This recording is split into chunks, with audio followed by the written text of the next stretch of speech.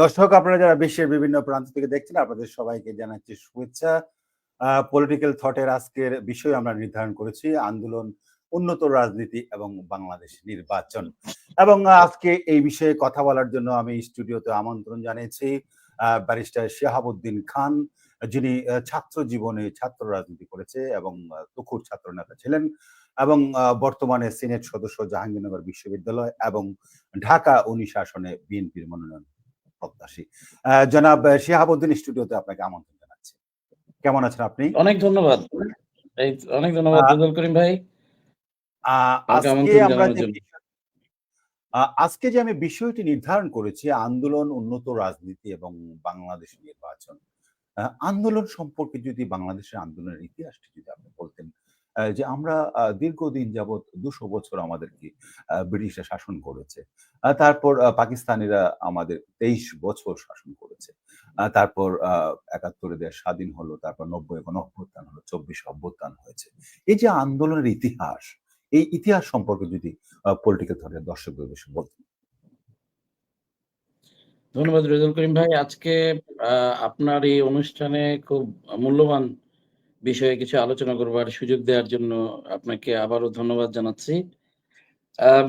আসলে যেই প্রশ্নটি করেছেন যে বাংলাদেশের ইতিহাসে বা আমি যদি অবিভক্ত ভারত, পরবর্তীতে ভারত পাকিস্তানের যেই বিভাজন এবং পরবর্তীতে বাংলাদেশ রাষ্ট্রের যে সৃষ্টি, এর ধারাবাহিকতায় বাংলাদেশের বিভিন্ন সময়ে গণতান্ত্রিক আন্দোলন এবং সর্বশেষ যে জুলাই গণঅভ্যুত্থানের যে বিষয়গুলো আমরা লক্ষ্য করলাম, এখান থেকে একটি বিষয় সুস্পষ্ট, সেটি হচ্ছে বাংলাদেশের রাজনৈতিক ইতিহাসে আন্দোলন সংগ্রামের জায়গাটি অনেক বেশি তির্যক এবং অনেক বেশি বর্ণাঢ্য এবং তাৎপর্যপূর্ণ।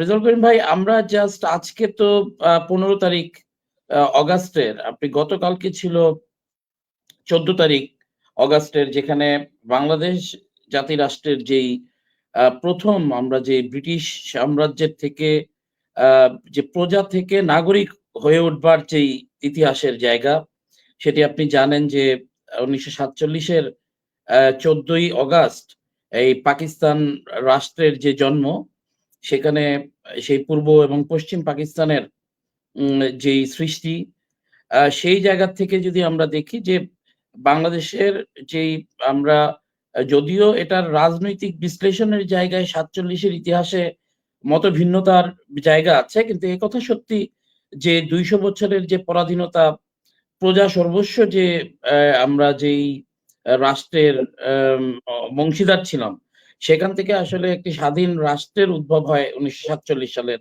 14ই আগস্ট, এই গতকালকের একটি দিনে।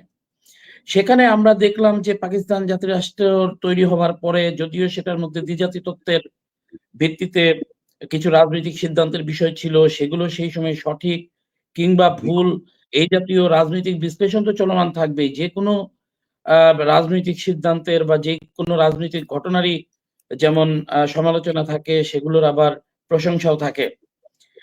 আমরা যে পাকিস্তান রাষ্ট্র শুরু করলাম, সেই পাকিস্তান রাষ্ট্রের আমরা 47 থেকে সেই পাকিস্তান রাষ্ট্রের শুরুটা একটা সময় প্রথম দিকে যেই অবস্থা দেখা দিয়েছিল বা যেইভাবে রাষ্ট্রটি গড়ে উঠবার কথা ছিল, এর রাষ্ট্রের শাসন ব্যবস্থা যেভাবে গড়ে উঠবার কথা ছিল, একটা পর্যায়ে আমরা বৈষম্যের তীব্রতা লক্ষ্য করলাম। সেই বৈষম্যের তীব্রতার জায়গায় আমরা পূর্ব পাকিস্তানের নাগরিকরা বিভিন্ন জায়গায় বৈষম্যের শিকার হতে লাগলো, এবং পশ্চিম পাকিস্তানিদের যেই এলিটিজম এবং রাজনৈতিক যে কোনো সিদ্ধান্তে বা অর্থনৈতিক অ্যালোকেশনের ক্ষেত্রে পূর্ব পাকিস্তানকে যে বঞ্চিত করবার যেই ইতিহাস আমরা জানি, সেখান থেকে কিন্তু ধীরে ধীরে আবার একটি স্বাধীন বাংলাদেশের তৈরির কিন্তু প্রয়োজনীয়তা দেখা দিল। আমি আপনাকে একটা যুক্ত করে দেই, Urdu and Urdu shall be state language of Pakistan. 1952 আমাদের ভাষার জন্য আন্দোলন করতে হয়েছে। হ্যাঁ, এর একদম সঠিকভাবে বলেছেন। আমার মনে হয় যে 1952 সালকে উল্লেখ না করলে আবার এই বাংলাদেশের যে রাজনৈতিক ইতিহাস অসম্পূর্ণ থেকেই যাবে। আপনি জানেন যে 47 সালের এই পাকিস্তান রাষ্ট্রের তৈরির ঠিক পরপরই এই রাষ্ট্রের ভাষাগত স্বীকৃতির জায়গায় কিন্তু আবার পূর্ব পাকিস্তানকে একটি সাপ্রেশনের জায়গায় আমরা দেখতে পেলাম, যেখান থেকে সংখ্যাগরিষ্ঠ পূর্ব পাকিস্তানের বিশাল জনগোষ্ঠীর ভাষা বাংলা হবার পরেও সেখানে এই যে রাষ্ট্রভাষা উর্দু ঘোষণার মাধ্যমে, যেটি আপনি জানেন যে মোহাম্মদ আলী জিন্নাহর যে ঢাকায় তিনি যে প্রতিরোধের শিকার হয়েছিলেন এই ঘোষণার পরপর, এই যে আমাদের ছাত্র রাজনীতি বলি বা আমাদের রাজনীতির যে বর্ণাঢ্য ইতিহাসের কথা আমরা বলি, সেগুলো কিন্তু এই সমস্ত ঘটনার সাথে সংযুক্ত। সেই অবস্থায় আপনি জানেন যে 52 সালের যে ভাষা আন্দোলনের মাধ্যমে কিন্তু স্বাধীন বাংলাদেশের যে প্রয়োজনীয়তা, অর্থাৎ যেই বৈষম্য বঞ্চনার সর্বদিক থেকে যেই সিগন্যাল আমরা পাচ্ছিলাম, সেখান থেকে 52 সালে যে প্রতিরোধের তৈরি হলো, যেই গণ আন্দোলনের তৈরি হলো, তার থেকে কিন্তু আবার ধারাবাহিকভাবে আমরা যেই স্বাধীনতার আন্দোলন বা স্বাধিকারের প্রশ্নে যে আন্দোলন, সেটার ধারাবাহিকতাটা আমরা লক্ষ্য করলাম। আবারও একইভাবে বলতে হয় যে 47 নিয়ে যে রাজনৈতিক বিভাজন বা কিছু বক্তব্যের বিষয় আছে, 71 নিয়ে অনিবার্য কারণে বাংলাদেশের রাজনৈতিক ইতিহাসে অনেক ধরনের বক্তব্য আছে, কিন্তু এই কথা তো সত্যি যে 71 সাল এর বাস্তবতা অনস্বীকার্য এবং 71 সালের অনিবার্যতাটা ছিল একদম মানে যেটাকে বলে যে মানে এটা 100% একটা জনকল্যাণের দিকে রাষ্ট্রকে ধাবিত করছিল।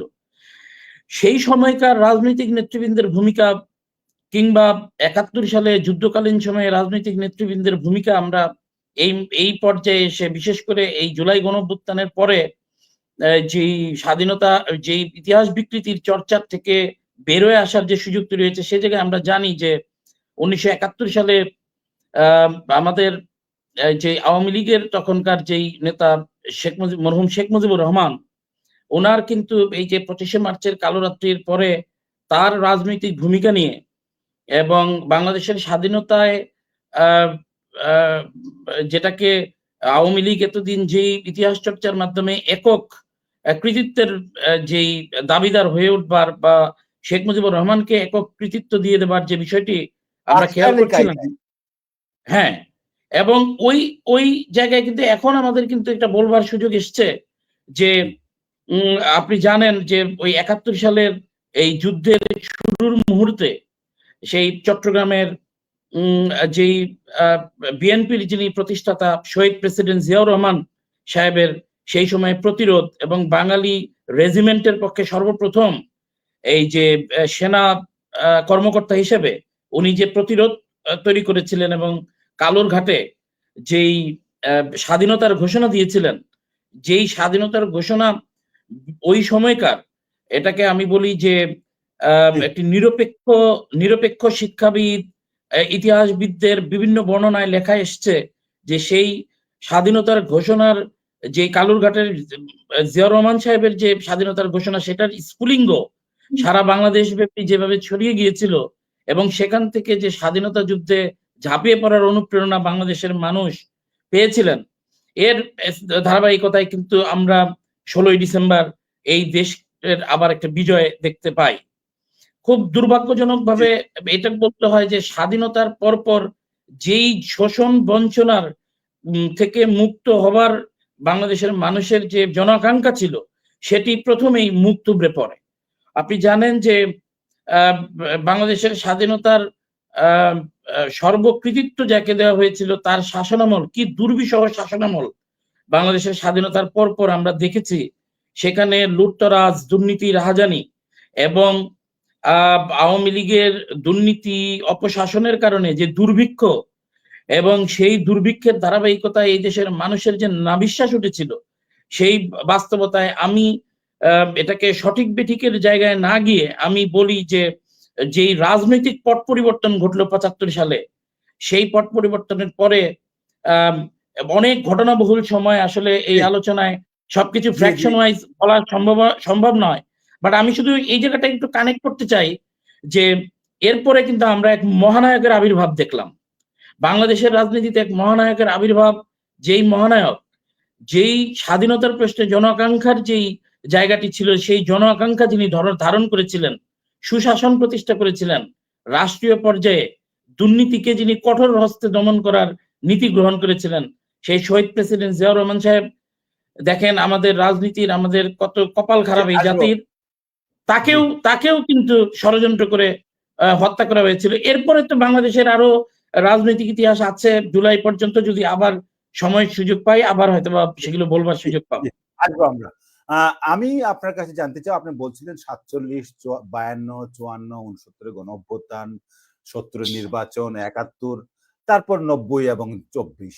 অনেক আন্দোলন সংগ্রাম আমরা এই জাতে আমাদেরকে করতে হয়েছে। ২০০ বছর ব্রিটিশরা আমাদেরকে শাসন করেছে। ২৩ বছর পাকিস্তানিরা শাসন করেছে এবং এই দেশে আর কত আমরা আন্দোলন করব? এই দেখুন, রাস্তায় যখন আমরা স্বাভাবিক সভা সমাবেশ করতে চাই, তারপর রাস্তায় অনেক সময় ট্রাফিক জ্যামের কারণে মানুষ ঘরে ফিরতে পারে না। অনেক সময় বিভিন্ন দলে বিচ্ছিন্ন হয়ে বিভিন্ন ধরনের আইন শৃঙ্খলা পরিস্থিতি খারাপ হয়। আমি আপনার কাছে জানতে চাওয়া যে এই যে আন্দোলন থেকে বেরিয়ে আসার যে রাজনীতি, উন্নত রাজনীতি, সেই উন্নত রাজনীতিতে আপনারা নতুন প্রজন্ম কাজ করছেন এবং দীর্ঘদিন আপনারা ১৭ টি বছর আন্দোলন করে এই ফ্যাসিবাদকে বাংলাদেশ থেকে পালিয়ে যেতে বাধ্য করেছেন। এই যে নতুন রাজনীতি, নতুন ইতিহাস, নতুন বাংলাদেশ গড়ায় আপনারা কিভাবে তৈরি করবেন বাংলাদেশকে? সে যদি আপনি বলতেন। ইতিমধ্যেই আপনি আ আমাদের পলিটিক্যাল থট এর দর্শকরা জেনেছেন ঢাকা ১৯ আসনের আপনার বিএনপির মনোনয়ন প্রত্যাশী এবং আপনার দীর্ঘ রাজনৈতিক ক্যারিয়ার, ছাত্র জীবনে আপনি রাজনীতি করেছেন। জিয়ার আদর্শের একজন বলিষ্ঠ সৈনিক।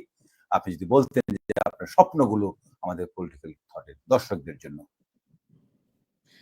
জবরিন ভাই, আপনি খুবই সময়োপযোগী একটি প্রশ্ন করেছেন যে আমরা কি অর্থোডক্স যেই রাজনীতির প্যাটার্ন, যেটা আমাদের যে রাজনীতিতে যে চলমান গতিধারা ছিল সেই রাজনীতিতে থাকবো, নাকি আমাদের রাজনীতির যে কালচারাল যে প্র্যাকটিস সেটার মধ্যে পরিবর্তনের সময় এসছে।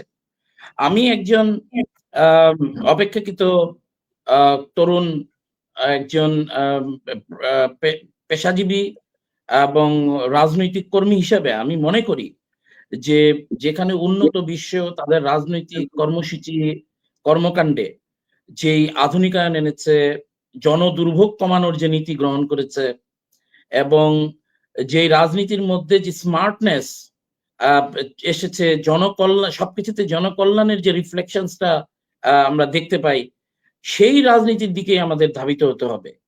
আমি একটা জিনিস ব্যক্তিগতভাবে অনুধাবন করেছি। আপনি জানেন, একটু আগে আপনি বলেছেন দেখে আমি এই কথাটা আবার বলছি যে আমি একজন সংসদ সদস্য মনোনয়ন প্রত্যাশী হিসেবে আমি এই বিষয়টা অনুধাবন করেছি যে ৫ই অগস্ট গণ অভ্যুত্থানের পরে বাংলাদেশের সাধারণ নাগরিক জনমানুষের মনে রাজনৈতিক চিন্তা চেতনায় আমূল পরিবর্তন এসছে। আমরা রাষ্ট্রের বিভিন্ন সমস্যা যেগুলি আমাদেরকে পিছু টান দিয়ে রেখেছে, আমরা দৈনন্দিন ভোগান্তির শিকার হই, সেগুলো ওভারনাইট কত তাড়াতাড়ি পরিবর্তন সম্ভব বা আদৌ খুব তাড়াতাড়ি সম্ভব কিনা সেগুলো এক বিতর্ক, এক আলোচনার বিষয়। কিন্তু সাধারণ মানুষের মধ্যে কিন্তু রাজনৈতিক কর্মীদের, রাজনৈতিক নেতাদের কাছ থেকে আচরণ, কর্মকাণ্ড এখন কিন্তু ভিন্নভাবে চাওয়ার পাওয়ার একটি মানসিকতা তৈরি হয়েছে। তারা কিন্তু সেই বস্তা পচা আগের রাজনীতি সাধারণ মানুষ এখন আর দেখতে চান না। তারা কথার ফুলঝুরি দেখতে চান না, তারা কাজে সেটা রিফ্লেকশন দেখতে চান। তারা রাজনৈতিক কর্মসূচি কর্মকাণ্ডের মধ্যে জনদুর্ভোগ তো চানই না, এবং আপনি দেখবেন যে এখন ভালো মন্দ যেটাই হোক সেটার সাথে সাথে কিন্তু সোশ্যাল মিডিয়ায় কিংবা আরো অনেক ফোরামে সেগুলোর সমালোচনা বা সেগুলোকে প্রোটেস্ট করার মতো মানসিকতা কিন্তু সাধারণ নাগরিকের মধ্যে তৈরি হয়েছে। যে কারণে আপনি দেখবেন আমাদের বিভিন্ন রাজনৈতিক দল, ইভেন আমাদের জাতীয়তাবাদী দলেরও বিভিন্ন বিচ্ছিন্ন ভুল ত্রুটির কিন্তু বিষয়ে আমাদেরকে প্রতিনিয়ত এম্বারাসড হতে হয় যে সাধারণ মানুষ সেগুলোকে কিন্তু সাথে সাথে তারা সেটার রিফ্লেকশন দিচ্ছেন, তারা রিয়াকশন দিচ্ছেন। তো এই জায়গায় একটি বোধোদয় আমার মনে হয় যে আমাদের নতুন প্রজন্মের যারা রাজনীতি করছি এই বোধোদয় আনা উচিত যে আমরা কথার ফুলঝুরিতে নয়, সাধারণ মানুষের কাছে রাজনৈতিক আস্থাটা এই পর্যায়ে অর্জন করতে হবে, যতটুকু পারবো ততটুকু বলবো, যতটুকু প্রয়োজন তার থেকে বেশি করবার চেষ্টা করব, এবং সাধারণ মানুষকে কোনো ঘটনার বা কোনো পরিস্থিতির বলি করব না, সাধারণ মানুষকে কোনো পরিস্থিতির ঢাল বানাবো না, এবং সাধারণ মানুষ যেন জনাব তার জনাব তার দৈনন্দিন জীবন তার মতো করে পরিচালিত করতে পারে, সেটায় রাজনৈতিক আম মতাদর্শের বা কর্মকাণ্ডের কারণে যেন তিনি বাধাগ্রস্ত না হন। এই মৌলিক জায়গাগুলো আমার মনে হয় যে এখন ভাববার সুযোগ এসেছে এবং সেটা খুব দ্রুত চর্চার মধ্যে নিয়ে আসারও প্রয়োজনীয়তা দেখা দিয়েছে। ধন্যবাদ আপনাকে। আমি যদি আপনাকে একটা যুক্ত করে আরেকটা প্রশ্ন করি যে দীর্ঘদিন গণতন্ত্রের জন্য লড়াই, গণতন্ত্র বাংলাদেশে প্রতিষ্ঠিত হবে, মানুষের ভোটের অধিকার প্রতিষ্ঠিত হবে। আপনি কি মনে করেন যে প্রত্যেকটি রাজনৈতিক দলের মধ্যে এই গণতন্ত্র চর্চা করা উচিত নয় কি? যে একটি দলে আ ৫ বছর, ১০ বছর এরকম একটি পদে একজন মানুষ থাকে। আমি যদি উদাহরণ দিয়ে বলি আমার নিজের জেলায়। দীর্ঘদিন যাবৎ সভাপতি আছেন, দীর্ঘদিন যাবৎ এক পদে বহাল আছেন এবং বাংলাদেশের প্রত্যেকটা এরিয়াতেই এরকম রাজনৈতিক চর্চা, গণতন্ত্রের চর্চা হচ্ছে না। আপনি কি মনে করেন যে এই রাজনৈতিক দলগুলোর মধ্যেই এই গণতন্ত্র চর্চা করা উচিত? অফ কোর্স আমরা যেমন বলি যে চ্যারিটি বিগিনস এট হোম, তেমনি ভাবে যেকোনো ভালো বিষয়ের চর্চার বিষয়টা কিন্তু আরেকজনের উপর দিয়ে বা অন্য কোনো জায়গায় প্রতিষ্ঠিত হবে সেই বক্তব্য দিয়ে নিজেকে দায়মুক্ত করার সুযোগ নেই। আমি মনে করি যে গণতান্ত্রিক যেই নর্মস, যেই কালচার প্রতিষ্ঠার বক্তব্য আমরা রাজনৈতিক দলগুলো দেই, সেটার শুরুটা আমার নিজের জায়গা থেকে, অর্থাৎ আমার নিজের ইউনিট থেকে, আমার নিজের থানা থেকে, উপজেলা থেকে, জেলা থেকে শুরু হওয়া উচিত এবং রাজনৈতিক দলের প্রতিটি পর্যায়ে যোগ্য মেধাবীদের প্রতিযোগিতার মাধ্যমে ফেয়ার এবং ইকুয়ালিটি এর ভিত্তিতে সুযোগ তৈরির মাধ্যমে সেটা করা উচিত। আপনি জানেন যে আমাদের দেশে এটা খুব তিক্ত হলেও এটি সত্য যে রাজনৈতিক পদ পদবি ধারণ করবার মাধ্যমে এর সাথে অর্থনৈতিক, সামাজিক অনেক সুযোগ সুবিধার বিষয় সংযুক্ত থাকে এবং এই কারণে কিন্তু এখানে আপনি দেখবেন বিভিন্ন সময় সিন্ডিকেশনের তৈরি হয়, আমরা সেগুলো জানি, বুঝি। অনেক ক্ষেত্রে হয়তোবা খুব ভেঙে চুরে বলার মতো সুযোগ থাকে না।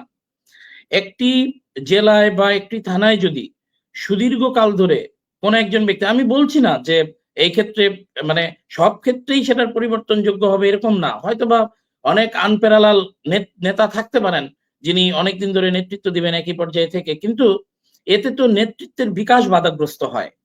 আপনি জানেন যে যারা রাজনীতি করেন এদের মধ্যে প্রচুর মেধাবী মানুষ, যাদেরকে হয়তোবা কাজ করবার সুযোগ দিলে, তাকে হয়তোবা পদ পদবি দিলে উনি তার পারফরমেন্স শো করার সুযোগ পেতেন।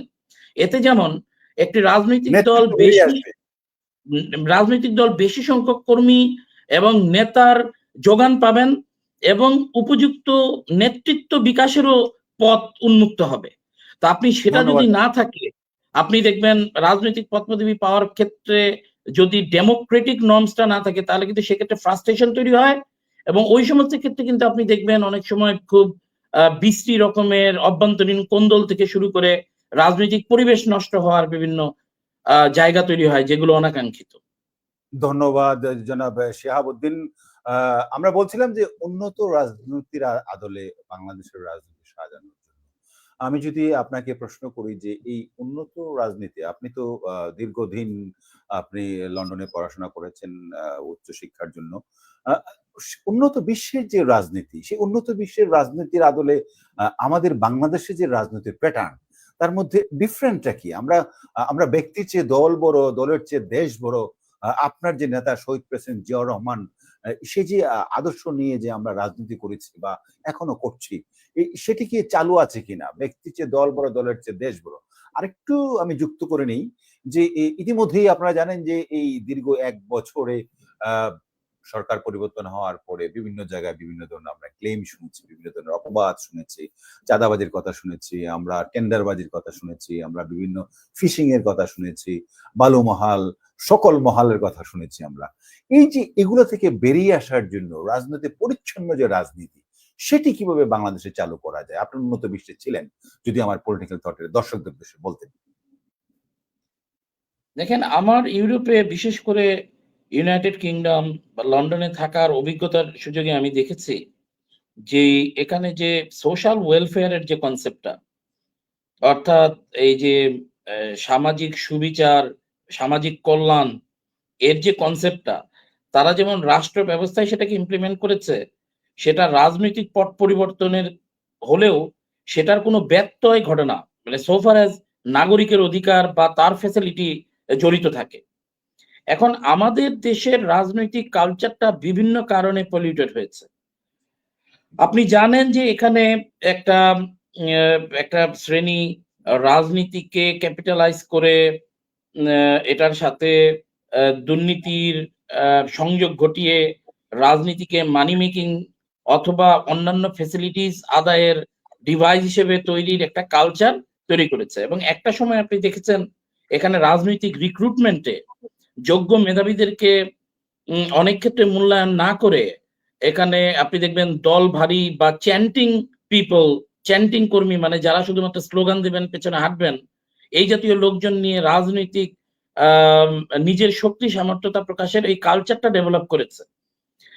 আমরা সর্বশেষ গত 17 বছরে যে শেখ হাসিনার দুঃশাসন দেখেছি, সেখানেও কিন্তু আপনি দেখেছেন যে লুটপাট তন্ত্র কায়েমের মাধ্যমে রাজনীতিকে করা হয়েছে, মানে লুটপাটের হাতিয়ার রাজনীতিকে করা হয়েছে নিষ্পেষণ নিপীড়নের হাতিয়ার। এখানে সাধারণ মানুষ, ভদ্র মানুষ রাজনীতিতে জয়েন করবার মানে সাহসকে দুঃসাহস মনে করেছেন, এবং এখানে ইজ্জত নিয়ে বাঁচার প্রশ্নটা তার কাছে বড় হয়ে দেখা দিয়েছে।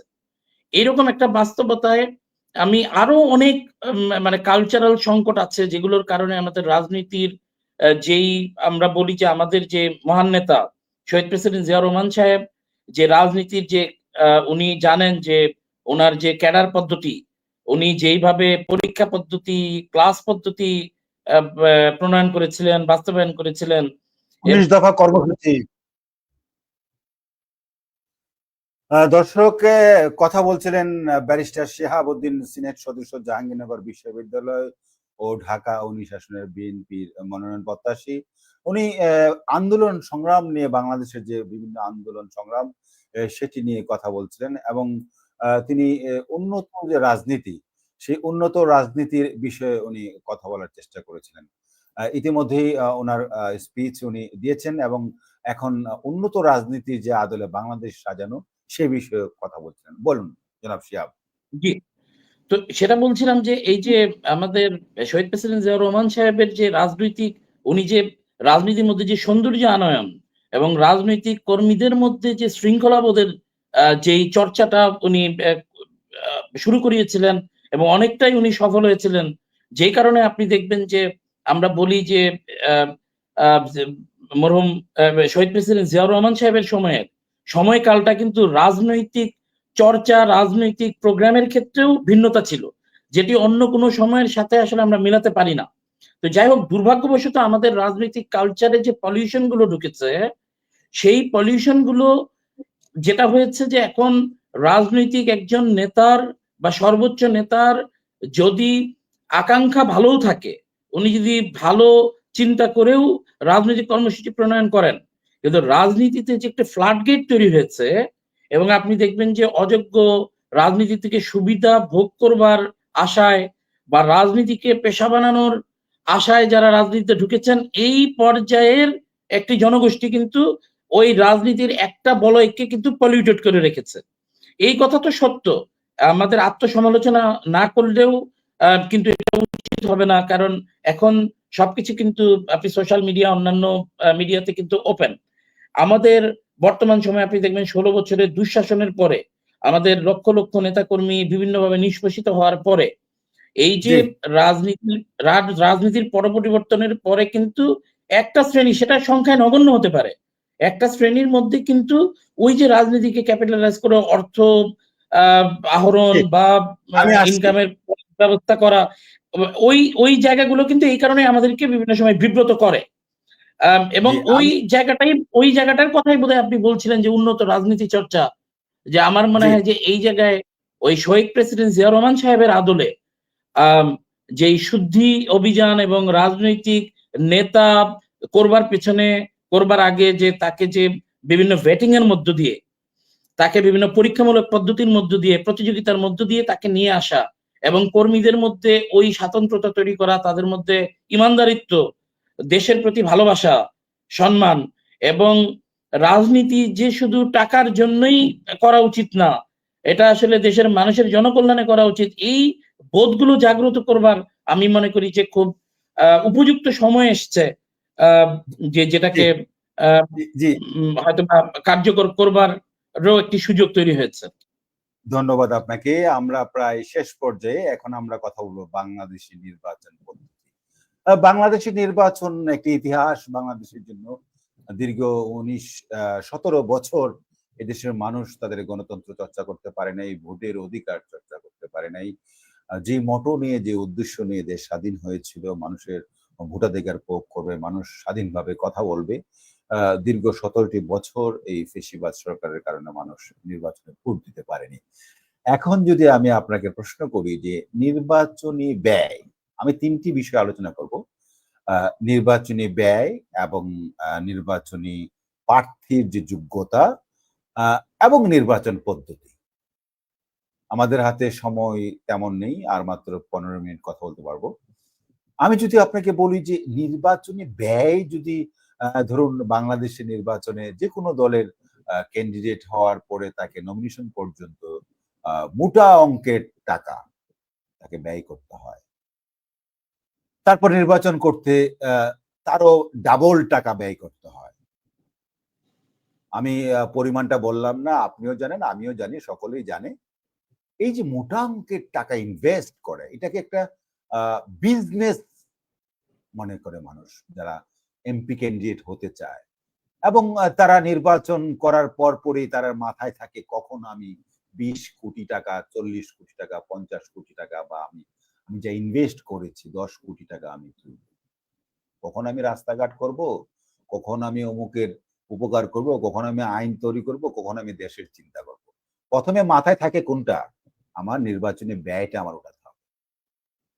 এই যে প্রক্রিয়া, সেখান থেকে বেরিয়ে হওয়ার রাস্তাটা কি? আ আ আমি আপনাকে আরেকটু সহজ করে দেই। এই যে নির্বাচনী ব্যয়টা, সেটি যদি নির্বাচন কমিশনকে প্রচারের দায়িত্ব দেওয়া হয়, উন্নত বিশ্বে যেরকম হয়। যে নির্বাচনী একটা খরচের একটা অ্যামাউন্ট দেওয়া হলো। আ ৫ টি প্রোগ্রাম বা ১০ টি প্রোগ্রাম অ্যা যত খরচ হবে সেটা নির্বাচন কমিশনকে দেওয়া হলো এবং টোটাল কস্টটা নির্বাচন কমিশন বহন করবে। প্রচারের দায়িত্বটা। এটা হতে পারে একটি জিনিস। আর দ্বিতীয়টি হচ্ছে যে বাংলাদেশে একটা পিয়নের চাকরি নিতে গেলেও তার শিক্ষাগত যোগ্যতা লাগে।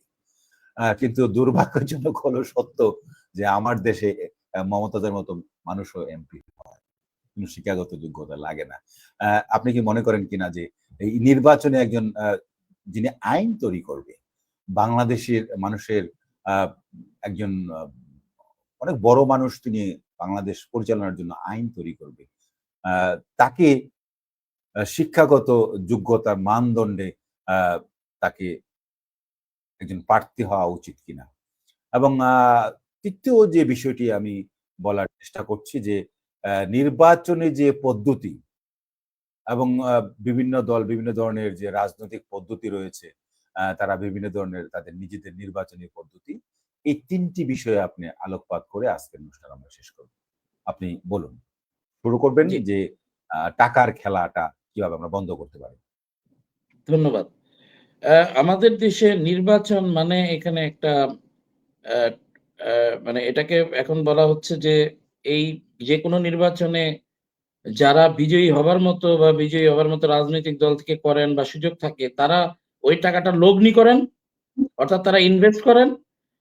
ওই টাকাটা যাতে পরবর্তীতে তারা আবার বহুগুণে বেশি করে তারা আদায় করে নিতে পারেন। এটা একটা অ্যাবসোলিউটলি আমি মনে করি যে একটা ব্যাড কালচার তৈরি হয়েছে বাংলাদেশের রাজনীতির ইতিহাসে।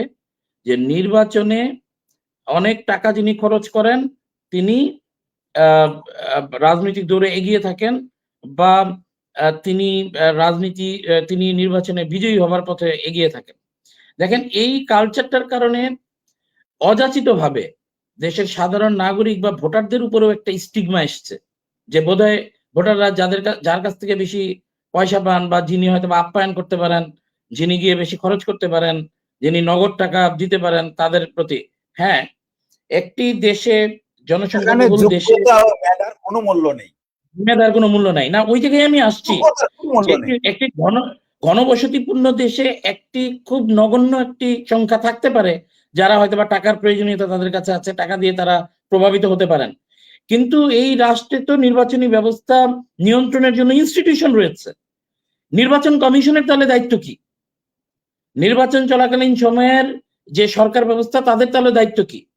যদি একজন টাকা খরচ করে এমপি হওয়ার দৌড়ে চেয়ারম্যান হওয়ার দৌড়ে এগিয়ে যান, তাহলে এই বন্দোবস্তগুলোর এই প্রক্রিয়া, নির্বাচনী প্রক্রিয়ার তো কোনো প্রয়োজন নাই। অর্থাৎ এখানে তো একজন প্রার্থীর যোগ্যতা দেখে সাধারণ মানুষকে তার প্রতিনিধি নির্বাচনের কোনো সুযোগ রাখা হয় নাই।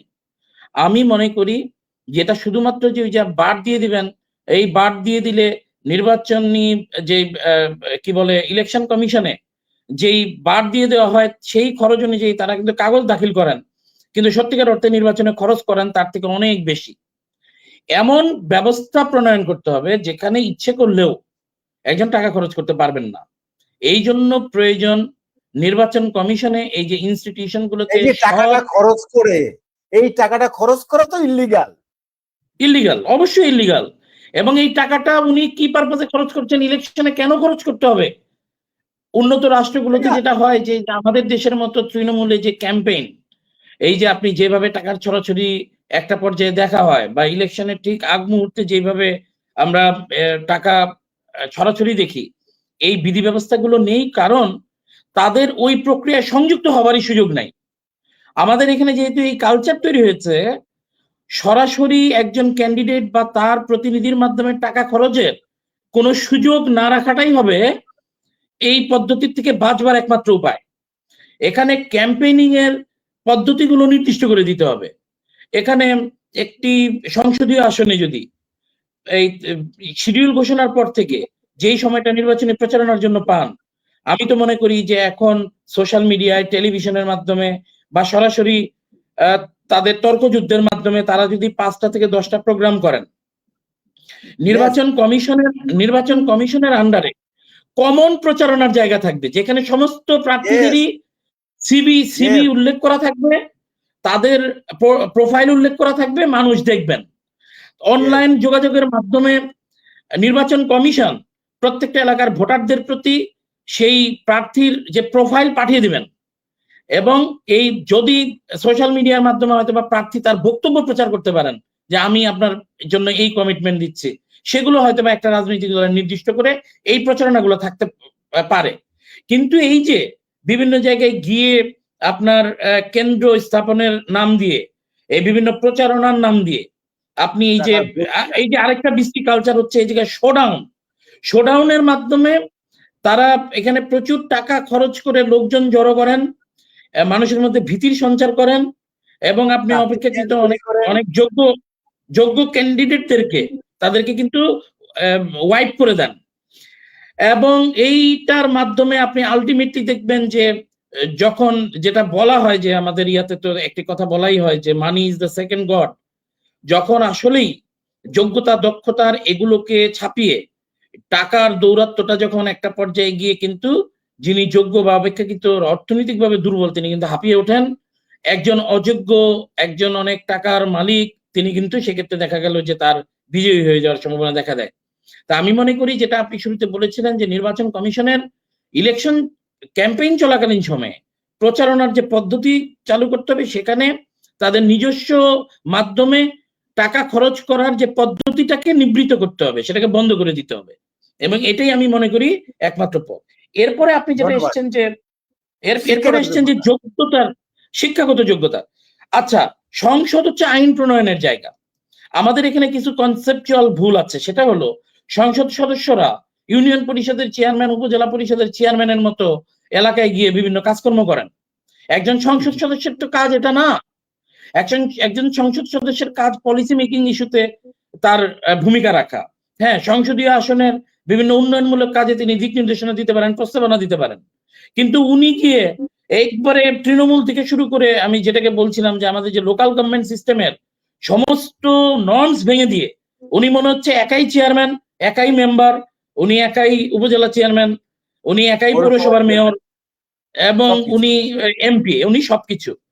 এখানে সংসদটা করা হয়েছে আইন প্রণয়নের জন্য। আপনি দেখবেন সংসদে প্রতিনিয়ত আমরা তো দেখেছি যে সংসদে ভালো করে রিডিং করতে পারে না বাংলা বা ইংরেজি, তারাও সংসদ সদস্য হয়েছেন। এখানে আমি শ্রদ্ধা করেই বলবো যে অনেকেরই শিক্ষা যোগ্যতা কম থাকার পরেও রাজনৈতিক তারা প্রাজ্ঞ হতে পারেন, রাজনৈতিকভাবে অভিজ্ঞ হতে পারেন, কিন্তু বাংলাদেশে আমি মনে করি এই জনবহুল দেশে যেখানে পাওয়ার মানি অনেক কিছু ডমিনেট করে, সেখানে আপনি যদি শিক্ষাগত যোগ্যতার একটি সিলিং না দিয়ে দেন, তাহলে এই সংসদে আপনি এই দুর্বৃত্তায়নের যে দৌরাত্ম্য, সেটা আপনি আসলে থামাতে পারবেন না। এবং আমি মনে করি সংসদ নতুন সদস্য হওয়ার প্রজন্মকে জন্য লিড দিতে পারবে না। আমি বলবো নতুন প্রজন্মকে লিড দিতে পারবে না। পারবে না। এবং আমি মনে করি যে সংসদ সদস্য হওয়ার জন্য ন্যূনতম স্নাতক এই শিক্ষাগত যোগ্যতা তার থাকতে হবে এবং এটাকে ধন্যবাদ। ইম্পোজ করা উচিত। এবং আপনি ধন্যবাদ। সর্বশেষ বোধহয় একটি বলেছিলেন, কি প্রশ্ন আমি বলেছিলেন যেন? আপনাকে আরেকটা সহজ করে দেই যে বাংলাদেশে যে নির্বাচনী পদ্ধতি, আমরা জি, জি, জি। স্বাভাবিকভাবে যেভাবে আমরা প্রত্যক্ষ ভোটে আমরা নির্বাচন করি এবং এখন দুটো দল জামাত এবং এনসিপি তারা চাচ্ছে পিআর পদ্ধতিতে নির্বাচন চালু করা। আমরা এই পিআর পদ্ধতি নিয়ে আরো কয়েকটি পর্ব করব। আজকে প্রথম পর্বে আপনি যদি পিআর পদ্ধতি সম্পর্কে সুবিধা অসুবিধা সম্পর্কে বলতেন আমাদের পলিটিক্যাল থটের আমি ছোট করে জাস্ট একটু বলি আলোচনাটাকে একটু বোঝার সুবিধার্থে। পিআর পদ্ধতির যেই অনেক ধরনের ফ্র্যাকশন আছে, পিআর পদ্ধতিরও আবার অনেকগুলো রকম আছে পৃথিবীব্যাপী। সেগুলোর অনেক দেশে আমরা পিআর পদ্ধতির ব্যবহার দেখেছি, বাট একদম সহজবোধ্যভাবে যেই পিআর পদ্ধতিটা বাংলাদেশে নির্বাচনের সাথে সংযুক্ত করবার কথা বলছে কিছু রাজনৈতিক দল, সেটি হচ্ছে সংখ্যানুপাতিক প্রতিনিধি প্রেরণ সংসদে। অর্থাৎ আপনার এখানে রাজনৈতিক দল হিসেবে, প্রার্থী হিসেবে নয়, রাজনৈতিক দলের প্রতীক হিসেবে ভোট হবে। সেই ভোটে যারা যত পার্সেন্টেজ ভোট পাবেন, ওই সংখ্যানুপাতিক সংসদ সদস্য সংসদে যাবেন।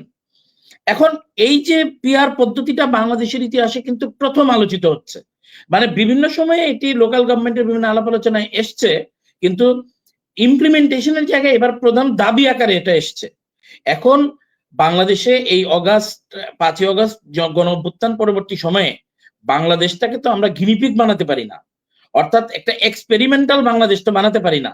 হ্যাঁ, পিআর পদ্ধতির সুবিধা অসুবিধা নিয়ে আলাপ আলোচনা চলতে পারে, সেটা নিয়ে বিচার বিশ্লেষণ চলতে পারে, বিচ্ছিন্নভাবে বিচ্ছিন্নভাবে সেগুলোর কিছু প্রয়োগ বা লোকাল গভর্নমেন্ট ইলেকশনে বা অন্যান্য জায়গায় সেটা রিফ্লেকশন কিরকম আসে দেখা যেতে পারে। কিন্তু এই মুহূর্তে যদি আপনি পিআর পদ্ধতিটা চালু করতে যান, তাহলে এখানে একটা বড় বিষয় আছে। যেমন বাংলাদেশে আপনি জানেন যে যেই ফেসিস্টের বিদায় হয়েছে, সে আওয়ামী লীগ, তাদের তো কারোর কোনো রিমোর্স নাই, তারা তো কোনো অনুশোচনা করে নাই, তারা তাদের অপরাধের জন্য ক্ষমা প্রার্থনা করে নাই, তারা ইভেন অপরাধ হয়েছে সেটাও স্বীকার করে না। এবং এই মন মানসিকতার একটা বিশাল পার্সেন্টেজের মানুষ বাংলাদেশে কিন্তু রয়ে গেছে। সেটা 10% হতে পারে, 15% হতে পারে, 17% হতে পারে। আপনি দেখেন পিআর পদ্ধতির নির্বাচন হলে কি হবে। পিআর পদ্ধতির নির্বাচন হলে সত্যিকার অর্থে যেই রাজনৈতিক দলের কোনো অংশগ্রহণমূলক ভূমিকা নাই, জনকল্যাণে যাদের কোনো ভূমিকা নাই, এই ধরনের রাজনৈতিক দলও পিআর পদ্ধতি হবার কারণে সম্মিলিতভাবে কিছু ভোট পাবার কারণে, বা ওই যে আমরা বলি ওয়েস্ট ভোট, মানে ওই যে গার্বেজ ভোট, যে আমি একে দিব না দেখি থার্ড পার্সন যে আছে একটা তাকে দিয়ে দিই, এই ভোটগুলো কিন্তু জড়ো হওয়ার মাধ্যমে আপনি দেখবেন অনেক অর্বাচীন, অনুল্লেখ্য, যাদের এই বাংলাদেশের রাজনীতি কোনো অবদান নাই, যাদের কোনো প্রভাব নাই, এই ধরনের লোকজনের রাজনৈতিক দলের রিপ্রেজেন্টেশন সংসদে চলে আসতে পারে। অর্থাৎ তারা মেঘনা চাইতেই বৃষ্টি পেতে পারেন। আবার এখানে জামাত সহ এনসিপি সহ কিছু রাজনৈতিক দল কেন চাচ্ছে? তারা চাচ্ছে এই মুহূর্তে বাংলাদেশ জাতীয়তাবাদী দল বিভিন্ন ষড়যন্ত্র, বিভিন্ন প্রপাগান্ডার পরেও তার গ্রাউন্ড লেভেলে যে রাজনৈতিক শক্তি, তার জনমানুষের মধ্যে যে ভিত্তি আছে, যেটা তৈরি আছে ইতিমধ্যে, সুষ্ঠু একটি নির্বাচন হলে আশা করা যায় বিএনপি বিপুল ভোটে সরকার গঠন করবে। এখন এখানে যদি ওই যে পিআর পদ্ধতিটাকে বাস্তবায়ন করে যেটা করতে পারে, যে ফ্র্যাকশনস ওয়াইজ 10%, 12%, 8%, 7% যোগ করে তারা এখানে একটি রাজনৈতিক যেটাকে সংকট তৈরি করা, যেটাকে আমরা বলি যে হ্যাঙ্গিং পার্লামেন্ট বা হ্যাঙ্গিং পলিটিক্যাল সিস্টেম, যে ওই ধরনের একটা করে যে এই বিএনপির যে এককভাবে দেশকে নেতৃত্ব দেওয়ার যে একটা সুযোগ আছে, সেটাকে কিছুটা বাধাগ্রস্ত করবা। তবে আমি আবার একই সঙ্গে এটাও বলি যে বাংলাদেশের রাজনৈতিক দলগুলোর যদি ম্যাচুরিটি, অংশগ্রহণমূলক কার্যক্রম যদি বৃদ্ধি পায়, সেটা অদূর ভবিষ্যতে পিআর পদ্ধতি তখন ধীরে ধীরে বা ওটাকে পরিবর্তিত পিআর পদ্ধতির মাধ্যমে হয়তোবা তখন ব্যবহারের একটা সুযোগ তৈরি হওয়ার সুযোগ থাকে, বাট এটাকে এক্সপেরিমেন্টালি এই ইলেকশনে আমি ব্যবহারের কোনো সুযোগ বা বাস্তবতা দেখছি না। ধন্যবাদ আপনাকে। আমি আপনাকে শেষ মিনিটে 1 মিনিটে যদি নতুন প্রজন্মের যারা রাজনীতি করে, আপনি একজন নতুন প্রজন্মের রাজনীতিবিদ, নতুন প্রজন্মের কর্ণধার, ছাত্র রাজনীতি থেকে উঠে আসা। আপনি যে নতুন প্রজন্মের যারা রাজনীতি করে তাদের উদ্দেশ্যে 1 মিনিটে আপনি যদি কিছু বলতেন। নতুন প্রজন্মের রাজনীতির যারা সচেতন, যারা রাজনীতি করেন তাদের প্রতি আমার একটাই অনুরোধ, সেটি হচ্ছে যে মানুষের মন, মানে যেটাকে বলে মানুষের নাগরিকের মন অর্জনের চেষ্টা করুন, তার মন জোগানোর চেষ্টা করুন। ভয় ভীতি বা টাকার দৌরাত্ম্য দিয়ে যেই রাজনীতি, সেটার রাজনীতির আমরা কিন্তু চূড়ান্ত পতন কিন্তু আমরা 5ই আগস্ট 2024 কিন্তু দেখেছি এবং সেগুলোর বিচ্ছিন্নভাবে আমরা রিফ্লেকশন দেখি। আমি নতুন জি, প্রজন্মের রাজনীতি যারা করেন, করতে চান, রাজনীতিতে কথা এবং কাজে মিল এবং রাজনীতিতে চিন্তা ভাবনার মধ্যে আধুনিকায়ন এবং বাংলাদেশের যোগ্য বাংলাদেশের মতো করে পলিসি বাস্তবায়নের দিক নির্দেশনা দেবার জন্য, সেই প্রক্রিয়ায় অংশগ্রহণ করবার জন্য আপনারা প্রস্তুতি নেবেন এবং বাংলাদেশকে এগিয়ে যাওয়ার পথে নতুন প্রজন্ম এটা কার্যকর জি। ভূমিকা রাখবে, এই আশাবাদ ব্যক্ত করছি। ধন্যবাদ, ধন্যবাদ জনাব ব্যারিস্টার শিহাবুদ্দিন, সিনেট সদস্য, জাহাঙ্গীরনগর বিশ্ববিদ্যালয়। এবং আপনি দীর্ঘ রাজনৈতিক পথ চলা জনাব শিহাব বলছিলেন যে বাংলাদেশের যে ইতিহাস, আন্দোলনের যে ইতিহাস ৪৭ থেকে উনি শুরু করেছেন, ৪৭, ৫২, ৭০, ৭১, ৯০ এবং ২৪। তিনি বারবার বলছিলেন যে আমাদের যে এই যে আন্দোলনটি প্রতিবারই আমাদের করতে হয়েছে বৈষম্যের কারণে। বাঙালির বা বাংলাদেশী মানুষের প্রতি যে বৈষম্য হয়, এই বৈষম্য মানুষের অধিকার বঞ্চিত করার কারণে এই আন্দোলনগুলো হয়। এবং গত ১৭ বছর যে ফ্যাসিবাদ সরকার যে বৈষম্য করেছে এবং মানুষের অধিকারকে খর্ব করেছে, তার কারণে এই বিস্ফোরণ হয়েছে, ২৪ গণঅভ্যুত্থান হয়েছে।